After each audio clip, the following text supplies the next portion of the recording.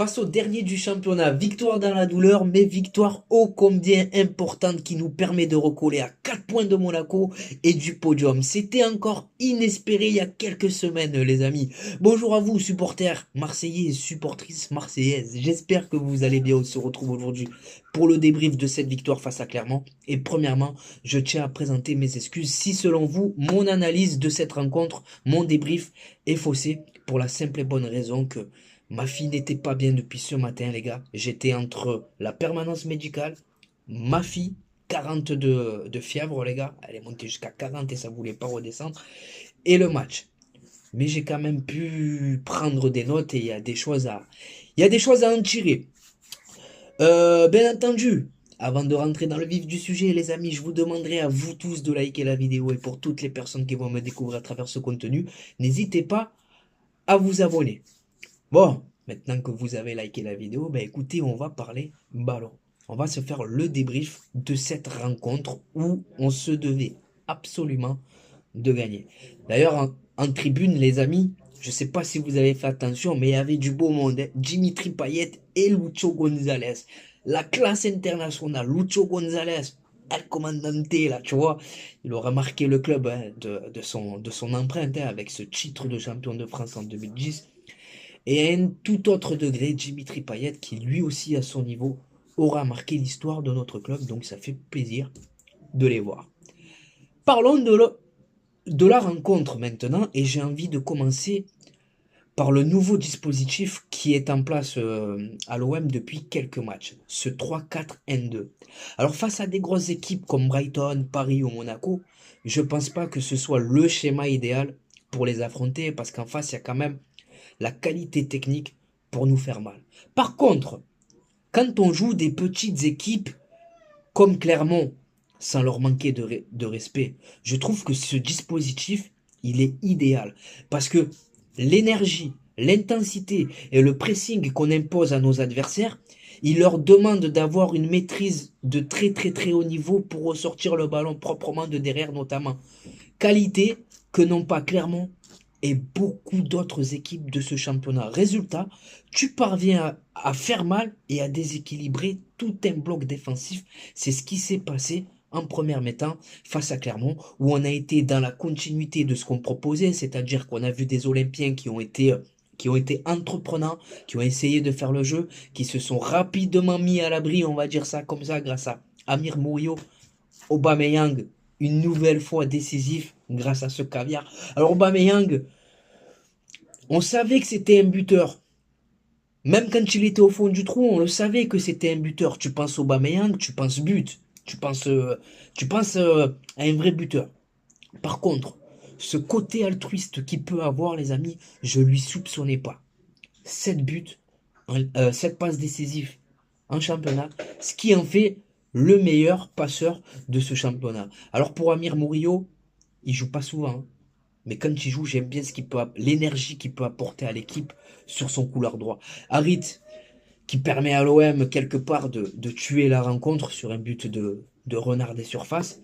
Par contre, en deuxième mi-temps, il y a un gros souci. On a tendance à être beaucoup trop attentiste. Le but qu'on prend, on doit jamais le prendre. Ce joueur, il doit jamais se retrouver seul dans la surface, dans cette zone-là de la surface. Et vous m'excuserez, c'est pas le plus grand. Il doit y avoir un défenseur pour le coller et pour l'empêcher de placer cette tête imparable. Alors, je sais pas si le problème, il est lié à la fatigue. Mais en deuxième mi-temps, on est souvent sur courant alternatif. Je pense qu'on ne sait pas gérer un résultat, en fait. On ne sait pas quel comportement adopter quand on ouvre le score, quand on met le deuxième but. On ne sait plus s'il faut attaquer, défendre, faire le jeu ou reculer. Résultat, on passe souvent à côté de nos deuxièmes mi-temps et c'est l'axe de progression de cet OM-là pour moi. Nos deuxièmes mi-temps. Parce que face à des grosses équipes, ça pardonnera pas. Pour les points positifs, donc ouais les amis, pour conclure, hein, on a la possibilité de tuer les matchs, mais au lieu de les tuer, on joue à se faire peur jusqu'au bout. Pour les points positifs maintenant, sixième match en 18 jours, Et on a très bien géré cette série de matchs avec ce calendrier compliqué quand même. 6 victoires, 6 matchs, 5 victoires face à l'Ajax, face à Rennes, Lyon, Lorient, face à Clermont. Donc j'ai envie de vous dire qu'on a enfin trouvé notre rythme de croisière en championnat. Si ça continue comme ça, les amis, avec un bon petit mercato, on peut espérer faire une grosse deuxième partie de saison. Voilà. J'avais peur, moi.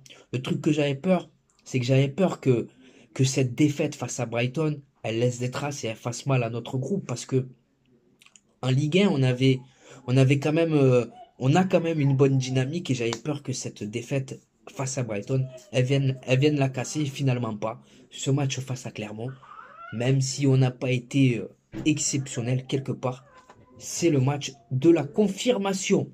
Voilà. Donc petit à petit, les amis, on se rapproche doucement mais sûrement de Nice et Monaco avec la défaite de ces deux équipes ce week-end. Donc pour l'instant, l'OM réalise la meilleure opération comptable de la journée. Voilà. Donc, dites-moi ce que vous en pensez en commentaire. Maintenant, pour l'individuel. Ben écoutez, j'ai envie de féliciter Amir Mourio. Voilà. Bon, Amir Mourio, les amis, c'est pas Jonathan Klaus, mais j'aime bien sa mentalité et j'aime bien ce qu'il essaye d'apporter à l'équipe. Donc, c'est encourageant. On peut compter sur lui. C'est ce qu'il nous montre.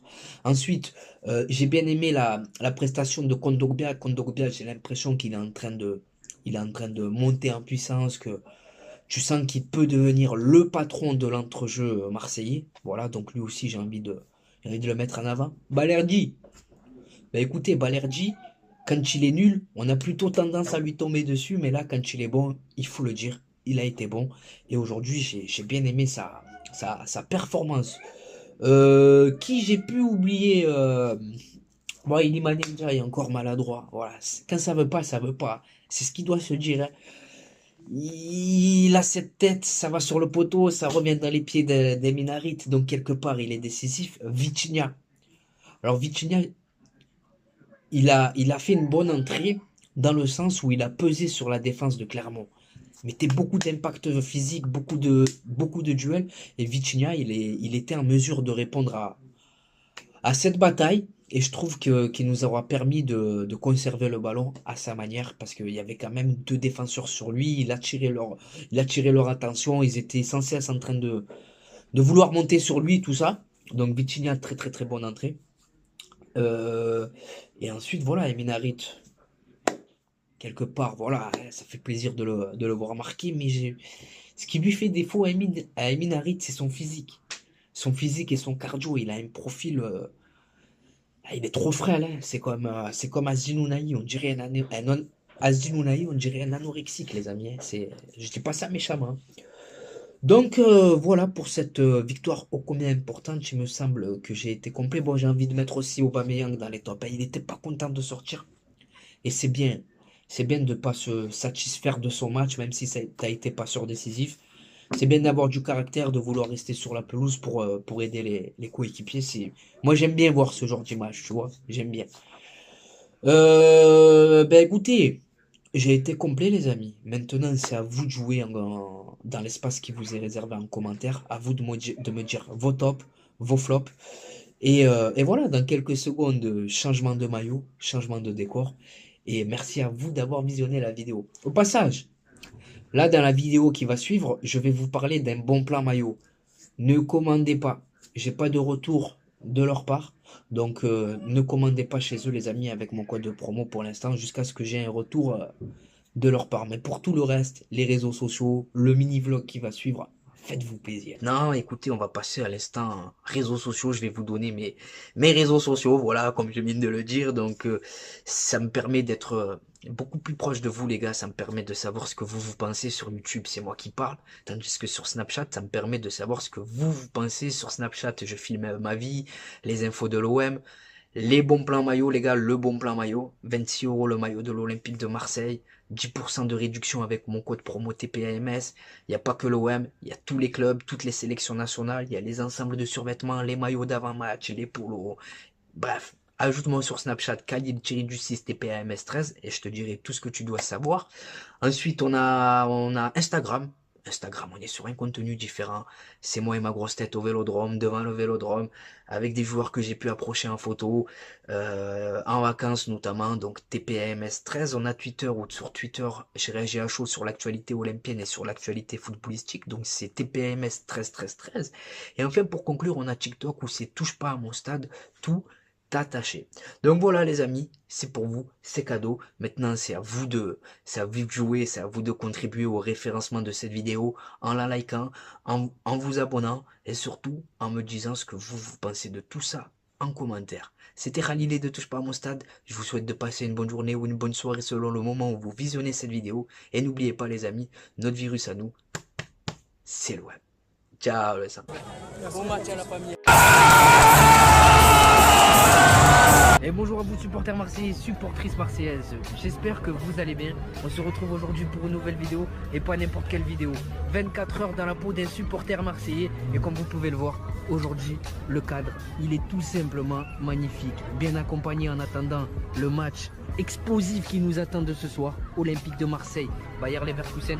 Donc au programme les amis, là on se rafraîchit, on s'hydrate bien entendu. Et juste après, direction le Vélodrome pour vous faire vivre l'ambiance exceptionnelle qui nous attend ce soir. Dans le stade Vélodrome, il y a une marée les gars, il y a une marée, c'est impressionnant. Le retour de l'Olympique de Marseille, Adel, t'en penses quoi?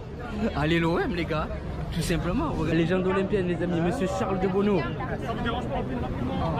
Et regardez les amis comme il est accueillant, fait la photo avec tout le monde. Hein. Normal. Un mot pour le mercato. Le mercato pour l'instant est extraordinaire. On peut faire confiance aux dirigeants. Oui. Ce qu'il y a de certain, c'est qu'il y a d'autres joueurs qui vont arriver. Oh, merci, merci. Et encore merci pour tout ce que tu as pu faire pour l'Olympique de Marseille. C'est normal. Exceptionnel les gars. La légende Jean-Charles de Bonneau avec une grosse info mercato. Et là, il n'y a rien frère. Info mercato carrément, tu Il a annoncé deux grosses arrivées encore les gars, vous l'avez entendu. Les amis, c'est là que tout se passe. C'est là que tout se passe les amis. Le Vélodrome. De retour à la maison les gars. Exceptionnel. Exceptionnel. La ferveur du rêve marseillais. Allez, on rataboue.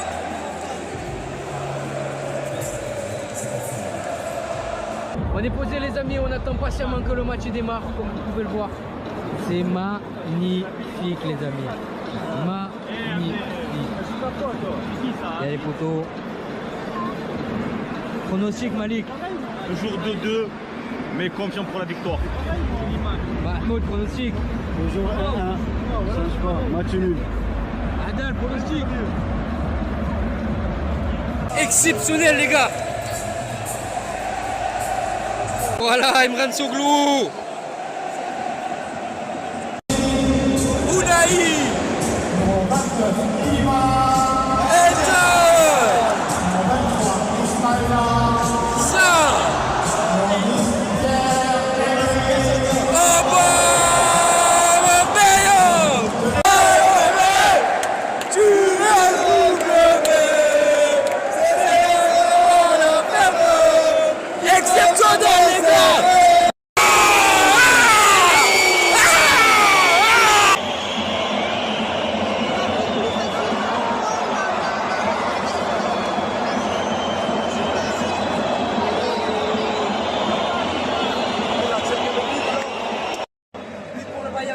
Les amis, apparemment, c'est peut-être une faute Paul Lopez, à voir.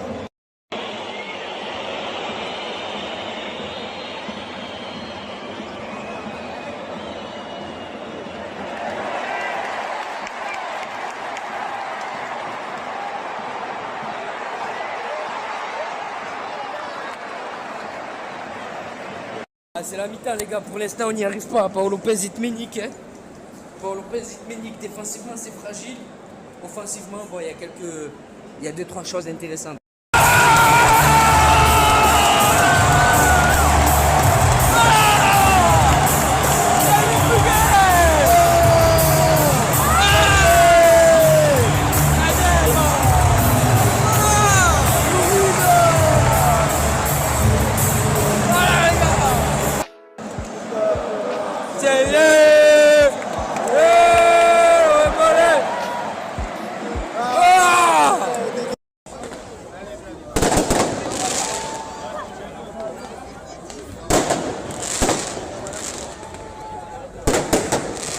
sur l'âge des joueurs.